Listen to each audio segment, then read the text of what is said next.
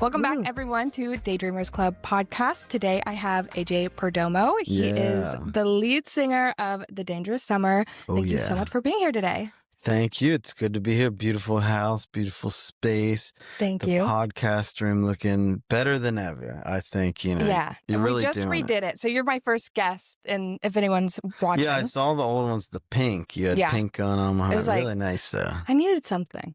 It was giving Neapolitan ice cream, and it was like stressing me out every single time. I like curtains on walls. That's a cool vibe in general. Yeah. There's something to that. It just makes it like moody. It makes it comfortable.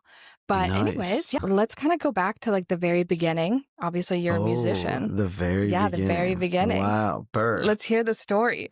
The birth. I kind of want to know, like, what got you started in music? Was there a moment for you? Man, so when you get back to the bottom of it all, I mean, so my grandmother was musical.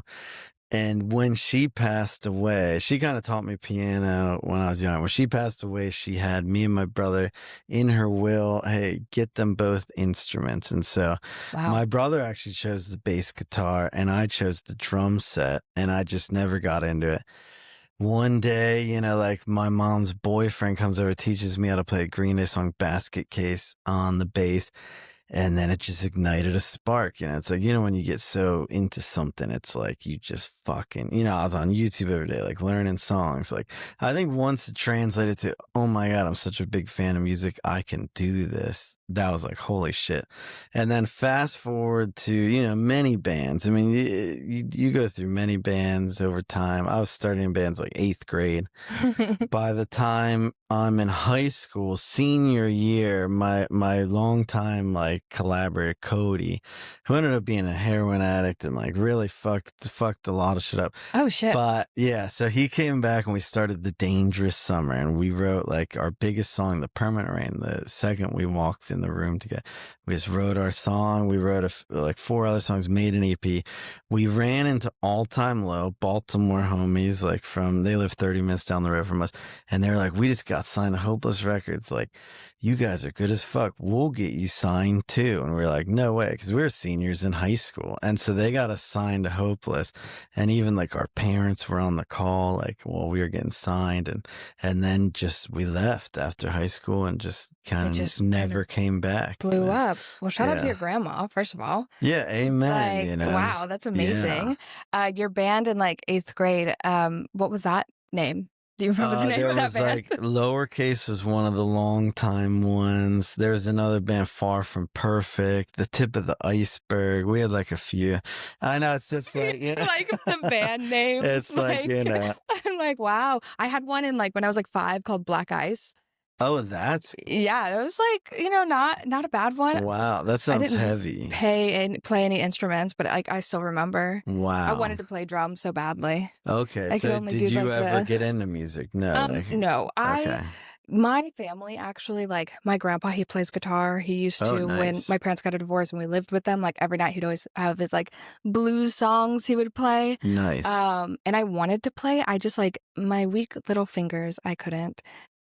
But I have a guitar here that like I keep for people because I always feel like people play a guitar. That is cool. So I'm like, I have that. And then I can't sing for my life, but my sisters can. So are you sure you do karaoke? No, I'm like so embarrassed. It's like my nightmare. Yeah. Well, would you do karaoke?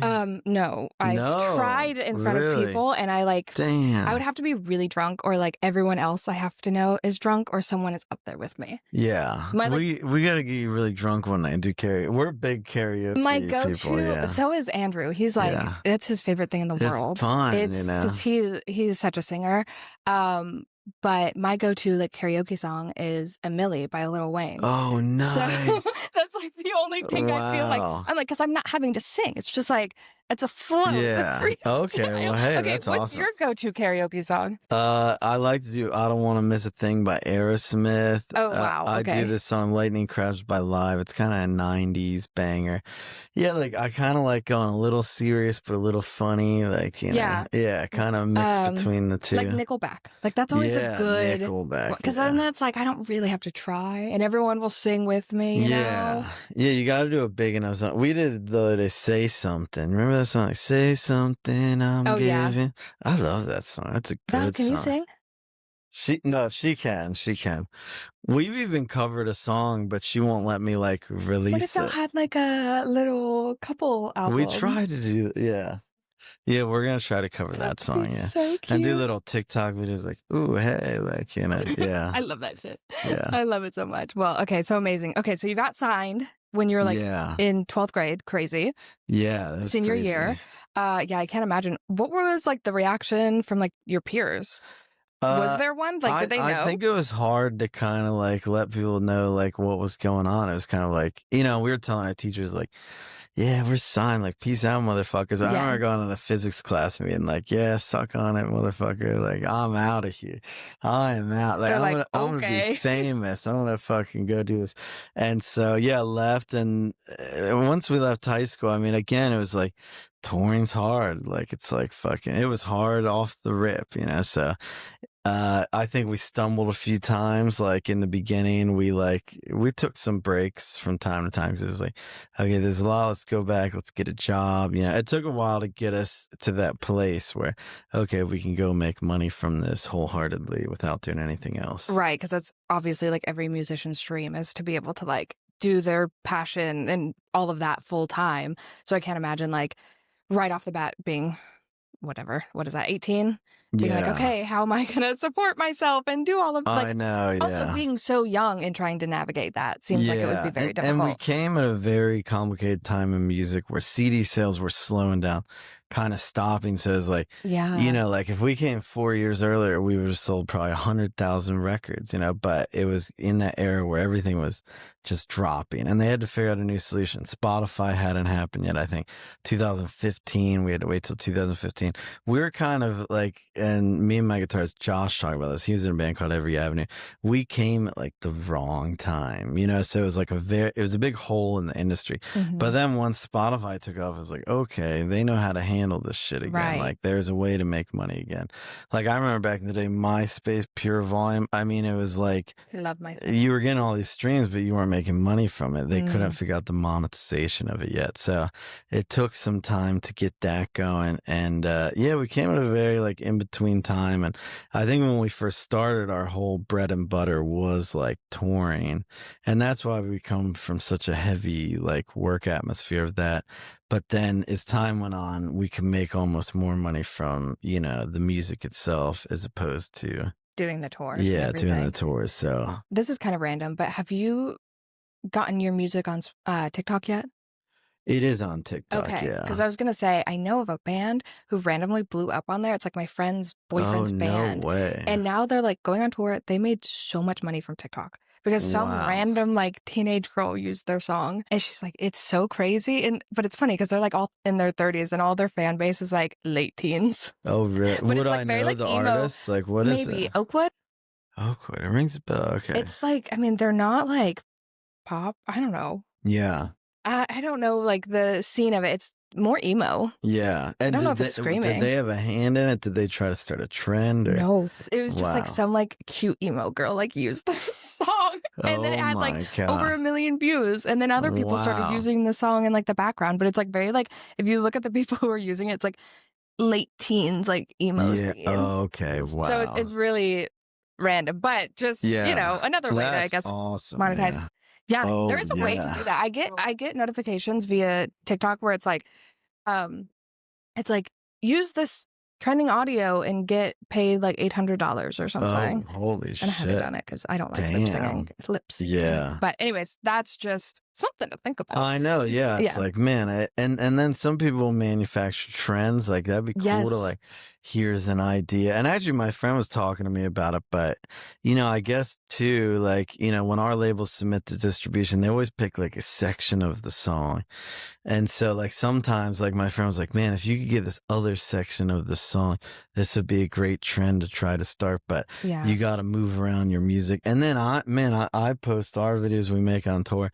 I get copyright shit all the time. It's so annoying. TikTok's such like it can be like really great. Kind of a nightmare. Yeah, that too. I hate it. But anyways, so what has been, because you do songwriting as well, what has been like the biggest inspiration when you're writing your music? The biggest inspiration. Whoa, that's hard. I mean, I mean, I fell in love recently. Yeah, that's good inspo. But I think I feel like with music, I want to say it's less about like, okay, look, what's the inspiration? I think, for me, it's like I show up every day, I sit at my desk, and, you almost don't know what's going to happen or where things are going to come from, just showing up. I think showing up is the biggest part of making stuff. It's like, okay, I think of it like fishing. Like, you gotta put your line in the water if you want to catch a fish. And Mm-hmm. some days you just sit there with the line in the water and you don't do anything. And it's like, that's fair. And yeah, inspiration wise, I think it's just kind of, I guess, just life. But I try not to wait for inspiration, or I don't lean on inspiration necessarily, but just Right. constantly making. And then one day, through the fire, through the rain, it just all appears, the It beautiful just rainbow. happens. Like it's magical. And then your like top hit that kind of got you signed. Was there anything that inspired that? Was that or were y'all just kind of like there, like, hey, we're gonna just write this, we're gonna figure it out? Yeah, and actually, I wrote that song about my grandmother who like inspired it all, and one of my friends who passed away, and it was kind of like, an ode to them. The permanent rain. I got a friend up in the atmosphere. Another reason not to fear the sky. Like optimistic viewpoint on death. Like I've always had a oddly optimistic viewpoint on death, and the light that comes from things like that. So I think. Yeah, that and it's funny. It was in a Jennifer Aniston movie trailer in like 2009, and we got paid a fuck ton of money for that. That was cool. Yeah, Well, I need to find that clip. yeah. That's so This cool. movie, Love Happens. Love Happens. I'm sure yeah. I've watched it yeah. too. I love those like rom-coms from the early 2000s. Yeah, There's just something like so comforting about them. Yeah. But that's so cool. I feel like also how like poetic the fact that your grandma was like, you have to be in music, and like the first song that you write that's also inspired about her is like what your biggest like song what is. happened. Like that's incredible. Yeah. I know. Again, yeah. shout out to grandma. Shout out to grandma. She knew something I didn't. She was like, you gotta take it. I know you're learning everything now. For anyone who's watching, we do have Val in the corner with us. So yeah, she's the cup chair. In our cup chair. Yes, I had that thought the other day, and I was like, I should make that joke to people. And I was like, maybe not. That's funny. Okay, so after you blew up, you start going on like your first tour. You're realizing, is this sustainable? What was that like? Maybe your first tour? Yeah. What was like your mindset then? Man, it is crazy. Like, and I wonder if kids have these days these like beautiful little scenes. Like where we grew up, there's like VFW hall shows. We'd go out to like Indiana, Chicago, like these like weird guild halls and stuff like that.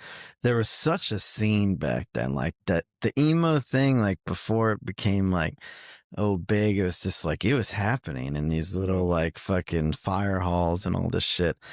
And so I think there was a strength in that. The MySpace era, again, you were on the internet finally with people that liked the same music that you like. Mm-hmm. And it was easy to reach those people. It's like, okay, we have a community. There's like a clear cultural movement happening. And I think following that was a beautiful thing. I think we really had a home. Like, and I think sometimes bands lack an identity, and that's why they have a big problem. Like, especially, man, these like, not to call anyone else specifically, but I know some like movie star turned band type people, mm-hmm. And it's kind of like sometimes there's like a aimlessness because they're just like, I just want to be in a rock band, but like without having like a cultural, like getting into the groove of things, like how there is like the indie scene and the, alternative and the emo. It's like not having the community behind it almost. Yeah, and not really having an identity of like, okay, this is who I am, this is where I came from. They kind of just, it's almost like kids that go to the Musicians Institute or like Full Sail. It's kind of like they're just like, I want to be a musician. It's like, what does that mean? I don't know. Right. It's like, okay. It's kind of a wide band. So I think our community was a beautiful thing. And it's funny because like when that all happened, the whole emo thing, it was kind of like, I don't know, not as cool as it is now. Now it's like, and what's crazy is we broke up in like 2013. We spent like 4 years from 2013 to 2017. I had my daughter. I took some time away. And when we came back, then it was like emo nights and all this stuff. So emo had like a even bigger revival. Yes. So we came back to like fanfare. It's like, okay, we've been gone. They're calling us like, back. People still love us. Yeah, and it's like bigger than ever. And actually, this band Moose Blood, like one of our first tours back, they brought us to the UK. Yeah, really good band. And like we were playing at like 3,000 people a night in the UK. And they were like, you guys were our biggest influences. Now we're like the old people coming into the scene being like, oh, we've done it. And now there's people below us that have been inspired by. So seeing the other waves come after is like very cool, very interesting. And things got bigger. Everything just got bigger and bigger. And that's what you don't realize, I think, with all of it. It's like when you make music, it lives forever. Like it's not going away, you know? And back in the day, you know, a record store ran out of your records. I mean, if you're Led Zeppelin, the record store runs out of your records, how are people going to hear you? But now, digital real estate, you live online, your YouTube videos, your Spotify. And over the years, you know, my daughter is going to be making royalty checks one day when I'm gone. You know, it's like whatever pennies she'll make at that point. You know, it's just like these things that live forever, you know, like that didn't happen before, like the boom of the internet. So with the boom of the internet, it hurt us initially, but then it became the thing that went on to save us, you know? Right. Because it's like, of course, when all that MySpace and everything was happening, it is like so good for y'all. But then I think that like transition to Spotify, and weirdly, as like the internet has like become more popular, it does feel like there's less of a community in that like space, or at least for a minute. I think we're kind of all getting back there because everyone's like nostalgic for that. Exactly. That time, and everything. But wow. Yeah, I can't imagine like just over the years, the transition, because how old are you now? 36. Yeah. So since 18 being signed and then going on tour and then stopping tour and then like taking a break from a minute, and it's just been like a whole transition for life. Do you feel like over the last however many years, there's been like any like pivotal moments for you that you're like, holy shit, like so much has changed? Or wow, pivotal moments, I don't know, like super pivotal. I think man, it just always feels like I think, you know, there's always like you just want more, you want more. And I think there's an insanity that I get from that, of just like, I think my insanity comes from there not being a pivotal moment. Like, I want the gratification. I want the kaboom. I want the fanfare. And, you know, like, you look back on everything, you realize it's just one slow uphill battle, you know, like, and I wish, you know, like sometimes you wish you had bigger pivotal, boom, magical moments that were like epiphanies. But not so much. I mean, I think, man, when COVID happened, that was a really cool time because our contract was up with Hopeless Records, and then they were trying to sign us again, but we're like, I went through some like, you know, fuck record labels. I was like, fuck these motherfuckers. I'm gonna start my own record label. And then we started our own record label. During COVID, we went to the studio while everyone was going home. Like, we were one of the only bands releasing music during that time because of that, because all these labels just shut the fuck down. And we did really well during the pandemic. And then eventually we signed to another label because, you know, they start making you offers you can't refuse. Yeah, you're like, okay, I guess I'll do this at some point. Yeah, I was going to say, I feel like it's interesting hearing people's stories during COVID, because it does seem like it is a random, like pivotal moment for some people, especially like in the entrepreneur life. But I'm glad it affected you like in a positive way. It's like, oh, here's this change. We get to make more music, all of that, and then getting signed to a label now. Who are you signed with now?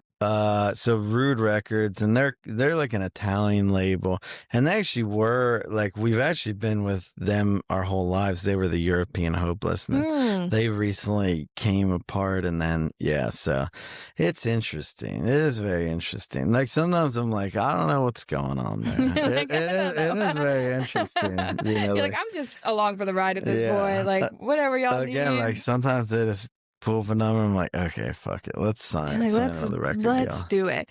Record lives, and I think the record label system is falling apart. You know, it's coming more in the hands of artists. I've don't know too much about that, but I feel like I've kind of seen that where more artists are trying to like stick up and be like, hey, this isn't, especially like really big artists are like, this isn't normal for not to have like health insurance and all that stuff. And like, we're doing all this work and we're making all so much money, but like, I know. So it's like treat your people better. It's a hard thing, and the deals have changed. Like it used to be, like 80-20, like the label would make 80%, we make 20%, like terrible deals. Yeah, and that is really awful. Yeah. And then now it's like we kind of 50-50, we get our masters back after the money was recouped. So it's a lot more artist friendly, a lot better because they have to be. So I think there is a benefit to that, and people hate on Spotify, but I mean, Spotify has, it's like TikTok. It gives you your audience comes to you because algorithmically, hey, it works. You listen to brand new or whatever band. So that was controversial, but whoever, Dangerous Summer will pop up, so it's a beautiful world we live in right now. That is true. I forgot about their like little daily mix feature that they do for people, or like the shuffle. In the times where you weren't on tour, like you had to take a break, I'm so curious from like a perspective of what did you do for work, or like what was that transition like? Well, yeah, that was crazy. So yeah, I had my daughter and I was in LA and I was like, there's no money in music. I'll get into the film world. So I started working at these like kind of film houses. I was delivering like film stock to like fucking Warner Brothers studios, and I'd drive on the lot of like Warner Brothers, with the big tower. Cool. I'd drive into Universal Studios in the back lots. There's movie stars like walking past. It's crazy, just delivering film stock. And then like I started working at this company, Able Cine. They were more of like a cinema company.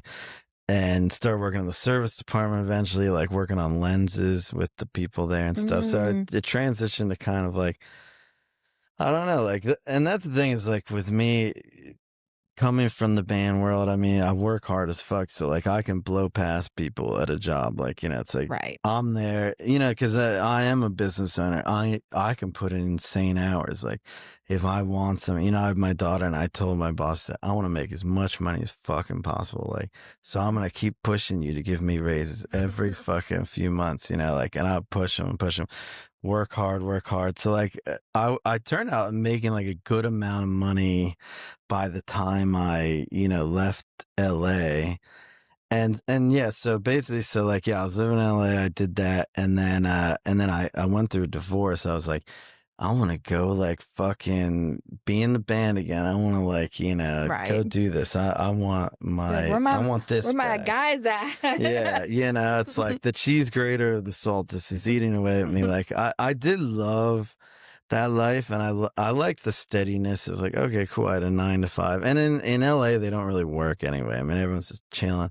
My boss is high as a kite, like it's for real. It's like kind of chill out. I love LA though. Yeah. Oh my gosh. I know, me too. If I could afford to live out there, I would live there in a heartbeat. Yeah, I mean there's always deals out there. It's not that crazy. Just like, Austin's getting crazy. It is. I bet it's pretty like close, It was for a minute, but Austin's actually gone back down like a lot. Has it? Yeah, because really? like right after or during the pandemic and like right after the pandemic, it like blew up and everything was so expensive here. Yeah.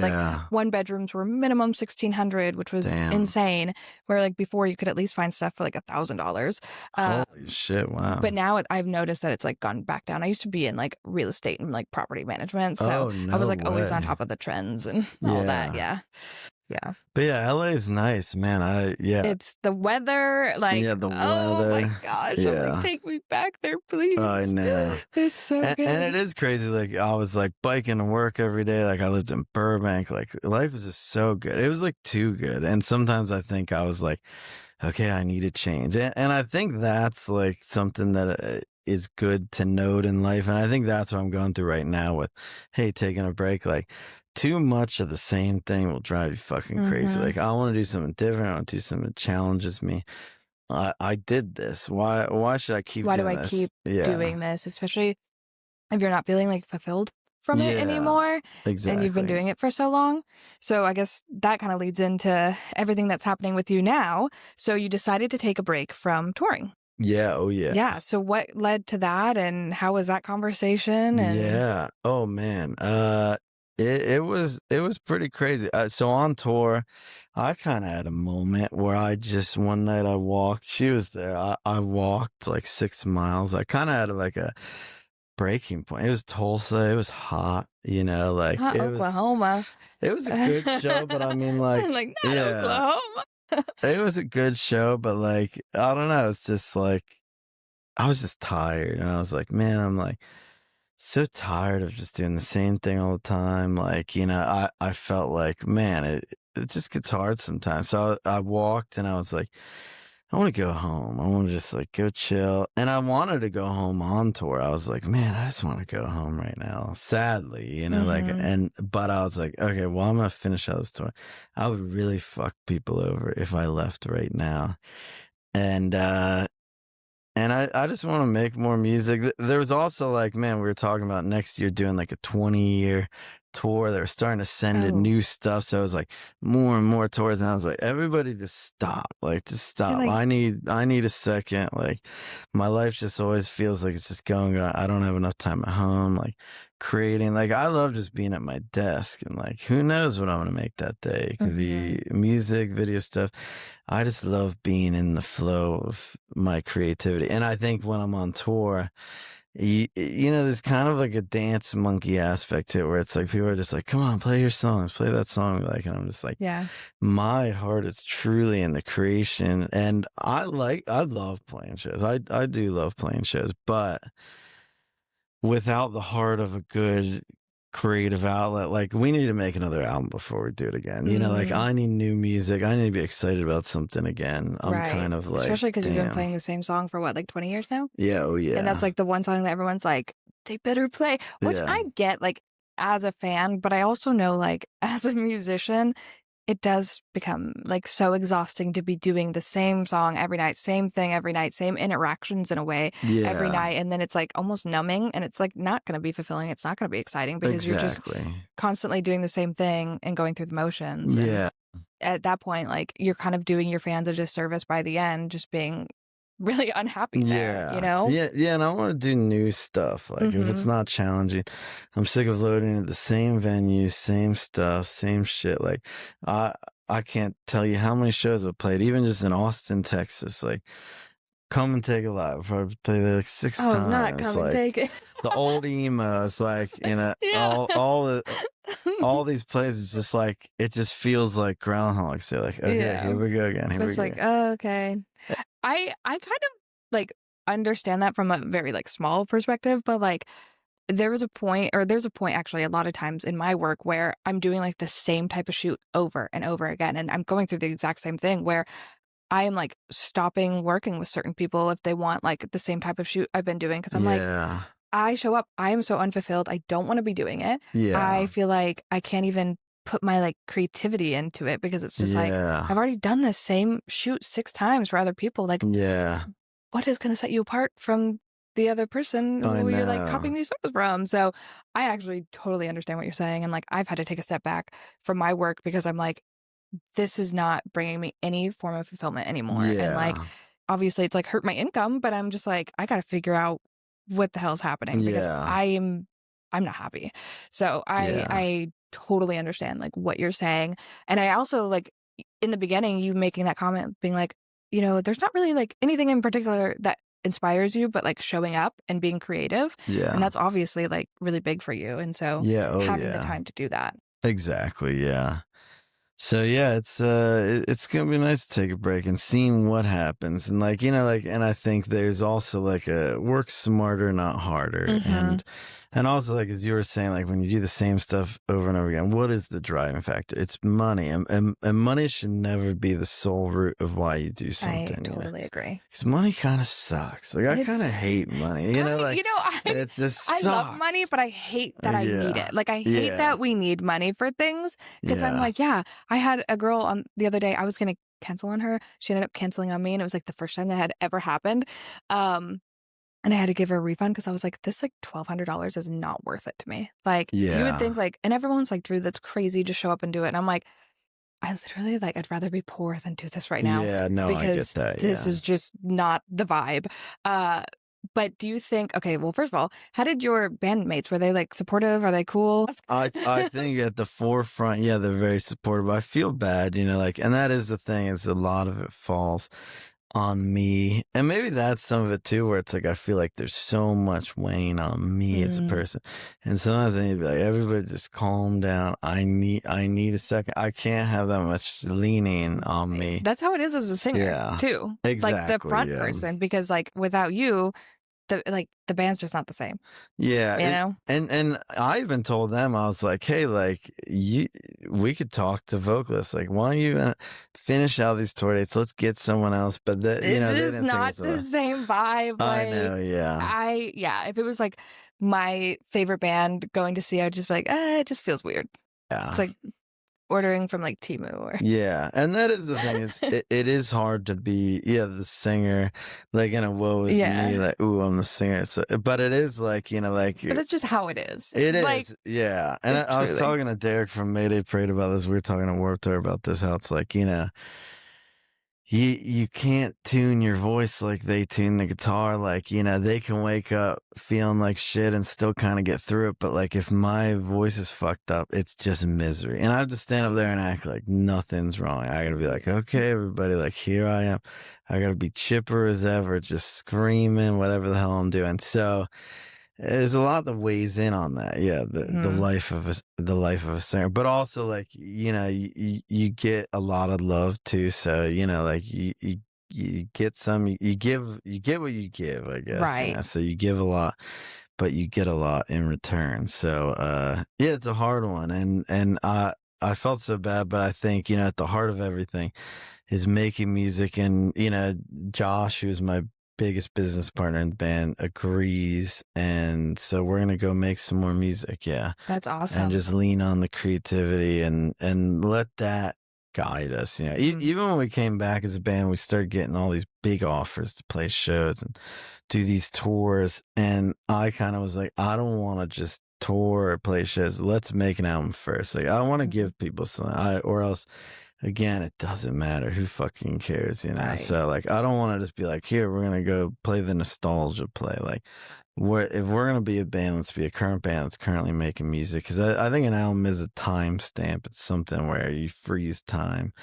And so to give a record of the times and then go out and play it is a beautiful thing, No, that makes sense. Also, because then it's like you get to put something that you love, like you get to be on stage sharing with everyone, and then that's going to bring you that like fulfillment that you have obviously been craving. And it's like, look at all these things I just created, and I've been working on for y'all and for yourself. So I think it'll be really good. I think that was a very, very smart decision to stop the tour, and because if y'all didn't stop and then you tried to do like the 20-year anniversary tour, which because I feel like that would be a big freaking hit and that would be awesome. But to do both, like, I don't know, if I was you, absolutely not.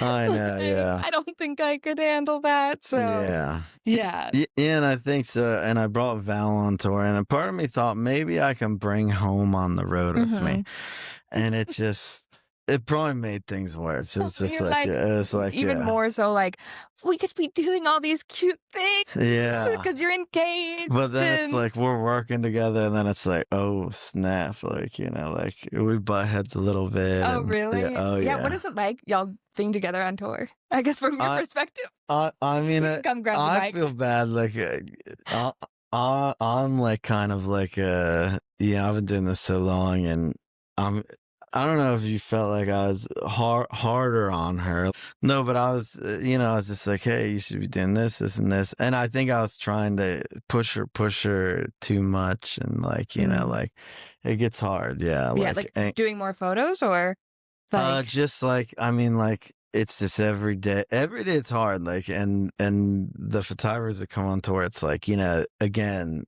same night or next morning delivery of photos. I want to put my phone.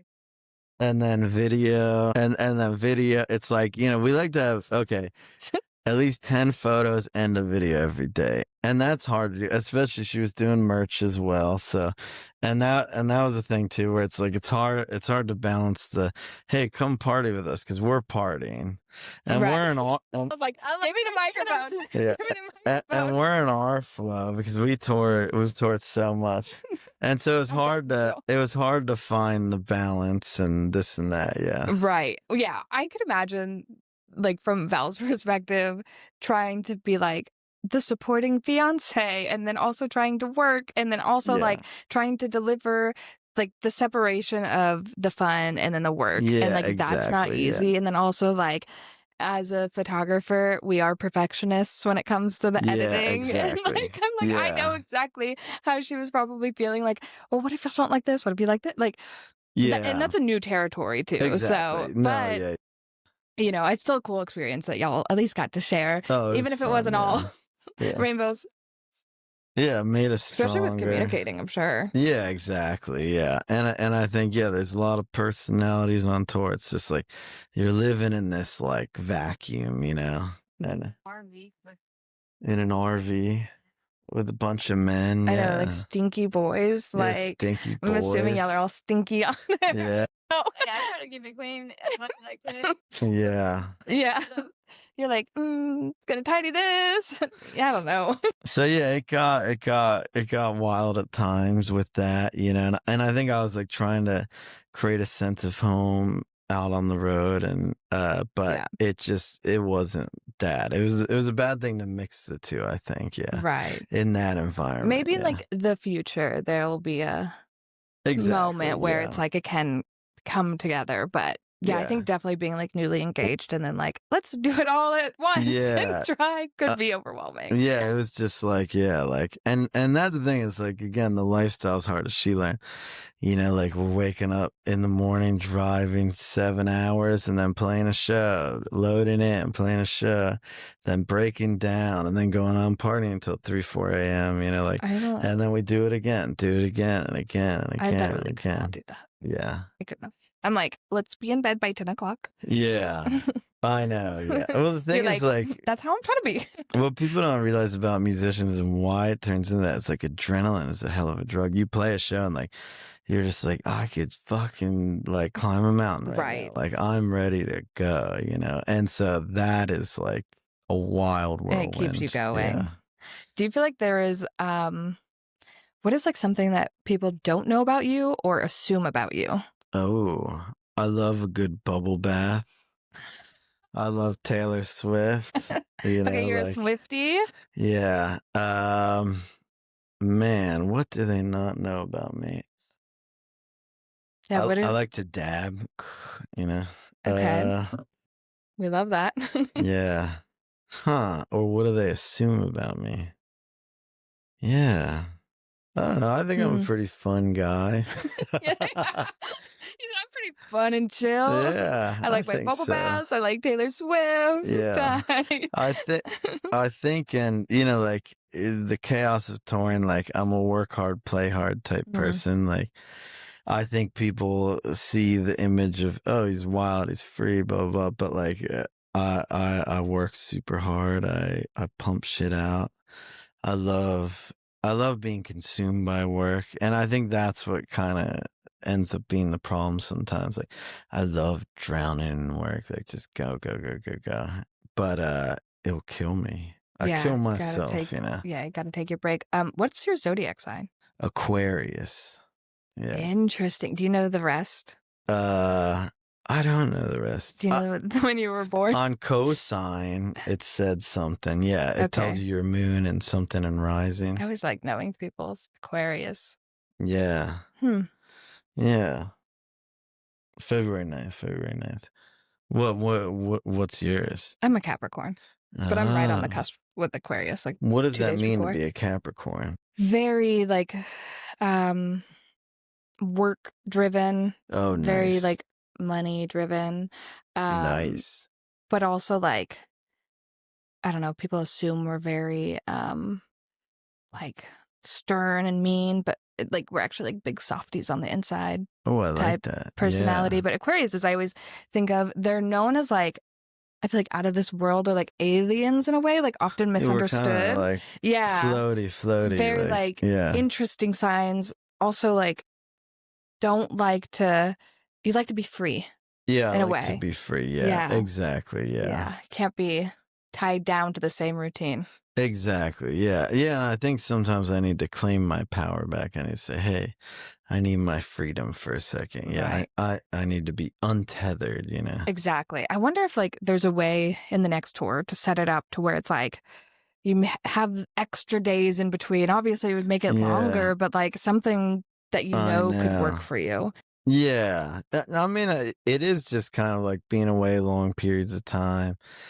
Yeah, I don't know. It's just like, yeah, just a big change ahead, you know? And man, yeah, traveling just gets tiring. And thinking about going to Europe again, UK, like, I think last year we went to Europe like 3 or 4 times, like separate times. And it's just like, here we go again. It's we like, gotta get our bags right. You know, we're weighing everything for everything. Here we go. Like, we gotta do this. It's just like the logistical nightmare. It's like, that's a lot of it too. Like, a lot of it falls on, you know, me, and then Josh, my business partner, he picks up a lot of stuff too, where it's like, damn, there's just so many moving parts. Like, we gotta rent the RV, we gotta order merch, we gotta count merch, we gotta figure it all out. And a lot of people do have like bigger crews that help with that, but I've learned over the years to streamline it, cut costs, yeah, you know, just get rid of people. You're like, I know how to do it at this point. It's still a lot though, especially when you're doing everything by yourself and then having to, again, to do it over and over and over again. Yeah. I could imagine. And I think maybe that's my problem. Sometimes I try to take on too much,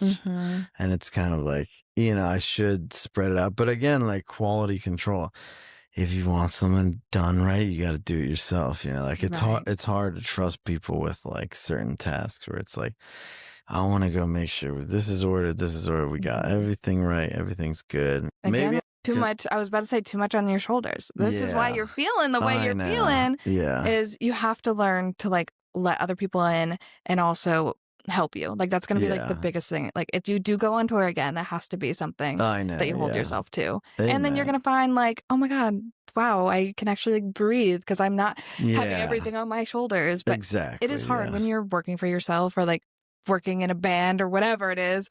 I mean, you are a businessman, is like giving up the control of that. Yeah, giving up the control. And also you know how to do it in your way. Yeah. And also a lot of people like, hey, they're hired for specific things. So I don't like to delegate other tasks to other people. So it gets complicated. Yeah. Yeah. But yeah, the business owner aspect it'll drive you crazy, you know. That'll drive you crazy. It's a lot. Yeah. There's so many moving parts with it. I know. Going forward with everything, what do you see for yourself in the future? Wow. What do I see for myself in the future?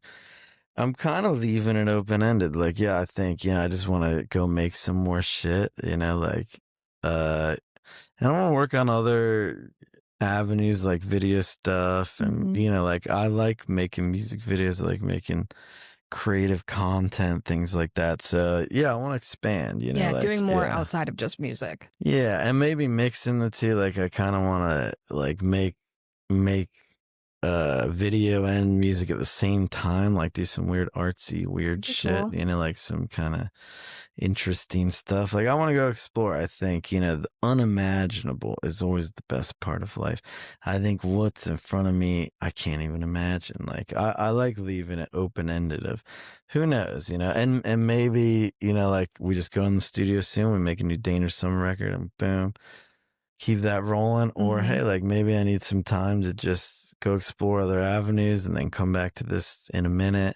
Right. I like the freedom of who knows, you know, like that'll be really interesting. Like, let me just go play around and see. Yeah, you know, like and you know, I got a bunch in my savings account right now to kind of spend some like luxury months of who knows. Let's go. Enjoying your time. Yeah. Just creating to create. Exactly. For yourself and not anyone else. And that's the hard part too. Like I get stuck between, you know, I have a bunch of client work. I work for other bands, writing stuff, all this stuff, and doing personal songs, do personal song shop. But then to be like, okay, well, work on your own stuff, you know. So it's hard to balance because again, I'm driven by money too. So I'm like, okay, fuck yeah, money. You're like, money. Oh, okay, I'll take this. I'll take this. Maybe just like setting yourself a little schedule. Yeah, exactly. And luckily you have a very creative fiance, so like y'all can do fun, creative things together. Yeah. And I'm sure that's helpful. We've talked about intermeshing it too, making our own little co-company where I know, I actually thought about that yesterday. I was like, I wonder if they're going to do that because I feel like y'all could do like Yeah. video, photo. Mm-hmm. Yeah. And like, I had yeah, the same and idea for y'all. mixing music stuff. I've been getting Yeah. into lately where it's like I'll make the music for my video content. So then it's like Yeah. uncopyrighted shit that is just, it's fun. It feels good. You can color your own stuff with your own moods and stuff like Yeah, I was gonna that. say, at least like if you're creating like music, then you can be like, oh, let me create a video with this as well. Yeah, Like if that's something, exactly. so you can practice on your own, all your own Yeah. stuff, which is really fun too. Yeah, so the future's wide open, and who knows? I also like I do think of myself as business as one of my arts, like Mm-hmm. other business ventures. I want to see what's out there, like fun Mm-hmm. little. I love some good money making ideas, and He's preaching like to the choir. yeah, Trust me. like I'm always like, okay, how could I make this? When my yeah. Labubu obsession started, I started selling them. Oh fuck And I was yeah, like, oh, I'll just become like a little dealer for it. yeah. But it like in the past, I would always like have a hobby that I would turn into money, and then I would never just have a hobby. And so now I'm good about like, oh, I'm gonna just sometimes randomly have hobbies, and they don't have to be a money making thing. Like just to create.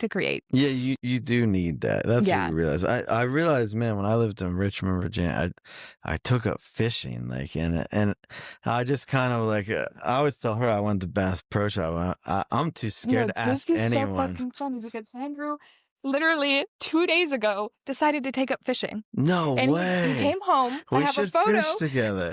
The pond in my neighborhood actually like people go fish over there. Tons of fish, right? But he comes in. He has a brand new Bass Pro Shop hat on. He has like this like emo shirt. It's like Puya or something. And so it's like his whole vibe is like different. And then he has a fishing rod. And I took a photo of him. I was like, "What is happening?" And he's like, I'm gonna start fishing. Yeah. Oh my god. I was like, that's so funny. Maybe he can talk to them.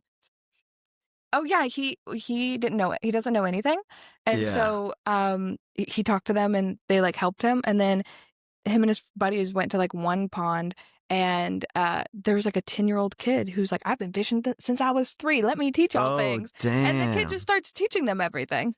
Wow. So yeah, if you need a fishing buddy. Yeah, we should fish. Well, the thing that I like about fishing is like it's doing nothing but pretending like you're doing something. Like, and I think we all need stuff like that where it's like you're doing something, but you're not doing anything. You need like some meditative vibe for that, like take some time away from life, No, I think it's also like it is relaxing. Exactly. Yeah. Like, oh, it's time to do something, but then like also you're never doing anything. Yeah, and I had a paddleboard out in Richmond. I go out on a paddleboard and just sit on the river and just fucking fish. Exactly. It's like having hobbies like that where you can actually. I mean, unless you want to get like a paddleboard instructor, like not make money from, which is really nice. But yeah, that's so funny. I was like, not fishing. What? Oh yeah. That's so random. And I feel like, especially guys, like it's like this simple solution that kind of quells your brain a little bit. There's something so like primitive that for some reason guys are just like, you put the string in the water, you just sit there and do nothing. Y'all are doing like the hunting. Yeah. The hunting and gathering. Like, there's something to that, there's something to it. That's so funny. Okay. So right now you are currently taking a break from tour. Yeah. Oh, yeah. And you're going to go back and forth. Do you plan on moving to Austin?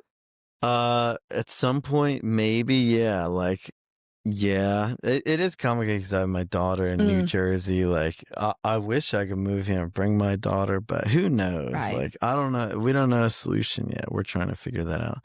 Yeah. But that's the complicated part because, like I want to spend time with my daughter. I also love being here. I love Austin. I love the vibe. I was going to say, I feel like it would be such a great, like, creative city for you. Yeah, it's the perfect vibe. I fucking love it. And I've like almost moved here many times. And actually, my daughter almost moved here before too with her stepdad like kind of has a company here, so it would have worked at some point, but they came here and they're like, it's too expensive. But then again, where we live, it's so fucking expensive. Also, it's gone down, so maybe have them revisit that. Well, they were looking at like these super nice neighborhoods. They're they're a little bougier. Like in New Jersey, they live in like a nice neighborhood, the best schools in New Jersey. So they're like, if we want to be in the good school district, you gotta kind of like. They're all fine. It's Texas AISD. Nothing's gonna be great, but you know, it's good enough. Yeah, I turned out okay. I get that. Yeah, you know? Fuck yeah. Amen. Look at us go. Yeah. But yeah. Well, that's exciting. Hopefully you'll end up being here at least part-time. Yeah, exactly. Like something. Yeah. Well, are there any other like words of wisdom to anyone who's like aspiring to do music or chase their dreams? Yeah. Well, and I talk to Val about this all the time. Owning your own business is the key to life. You know, there's no ceiling. You don't have to live someone else's dream. I think, you know, there's a big thing about following your own dream. Don't live under someone else's dream. Control your narrative, control your story. And yeah, there's no ceiling. If you want to make a lot of money this month, you'll make a lot of money this month. If you want to spend the next couple months just floating around the world, float around the world. And I think also like, you know, like people don't talk about the tax benefits of, you know, you're not being W-2'd your taxes out. You know, like, I don't know. I'm writing everything off. That is true. Except when you go to get approved for a loan, then they're like, oh, you make no money. And I'm like, but if you actually look, I do. I just work for myself. That's why we got to make enough money to buy a cash house, you know. Work harder. We got to work harder. We got to get out of the loan system. Fuck the loan system. Fuck the system. No, but that is a good point. The loans. I've dealt with that. It is not. Yeah, they do not like how little money a business owner makes. I know. I'm like, actually, we make probably more than you, but like, we got to work the system a little bit. Yeah, you got to work the system. Writing everything off. No, I agree. I think it is one of those things that like, if you choose to work for yourself, really there are like all the possibilities. Yeah. There's so many possibilities. You can change what you're doing literally at any moment. Yeah. Obviously, hopefully with some thought. And sometimes it's going to be hard. And sometimes like you're going to go through what you're going through and what I'm going through where it's like, fuck. Exactly. Like, what are we supposed to do? Like, what do we want to do? Yeah. And I think, you know, it always figures itself out, you know. Like, it does. It always works out. Yeah. Even when you think it's like not going to. Yeah. Or not in the way that you wanted it to. Exactly. But it does. And maybe sometimes I think I fall in love with the bottom. Like I like finding the bottom and then raising up again. I like burning it all down and raising it back up again. Maybe because you realize that like once things hit that moment, you're like, oh, I could really change from here. Yeah, really change. You know, like it's easier to completely change identity, reinvent yourself, reinvent the vibe, you know. Exactly. And that's the thing is at heart, I'm a creator. I just want to paint my next picture. And life is my biggest work. And I'm working on that, changing every day. And you know, like even writing in my fiance, I painted her right in the middle of my picture, you know. I love it, you know. So cute. Y'all are so cute together. I know. It's love sick. Of my life. It's sick. I love it. Yeah.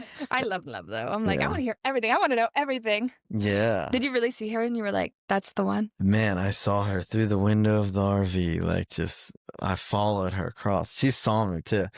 Like, you're like, is this man staring at me? I was like, who is that? That's so crazy. Yeah. Did you invite her like on the bus or was she? Well, so she signed up for VIP drinkers club beforehand without, and you know, she was broken up with her ex-boyfriend Connor.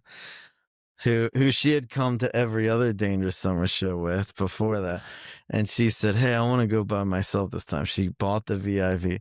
And Connor even said, didn't he? Said, you're probably going to suck his dick, aren't you? And she did. She did. She did. At least it's happened since. Yeah.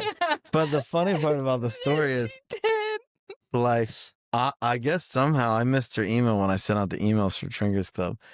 She sent me an email and I was like, oh, fuck, like you didn't get the email. I copy and pasted an old email and sent it. I sent her the wrong time. So she showed up after the VIP and came to the RV. She was like, I'm here for Drinkers Club. I was like, oh, fuck, we're going on in 20 minutes, but come on here.